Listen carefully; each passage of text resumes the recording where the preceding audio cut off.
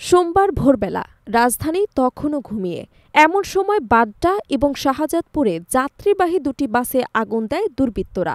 আধা ঘণ্টার ব্যবধানে ঘটে এ দুটি ঘটনা, যদিও কেউ হতাহত হয়নি। এতে রাজধানীতে আতঙ্ক ছড়ায়।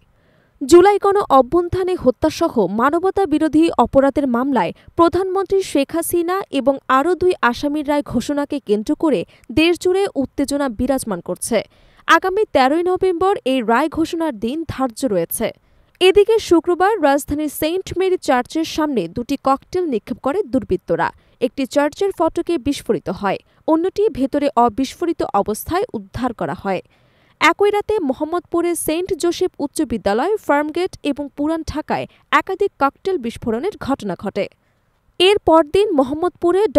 ইউনূসের গ্রামীণ ব্যাংকের সামনে এবং ধানমন্ডি এলাকায় আরও কয়েকটি ককটেল বিস্ফোরণ ঘটে।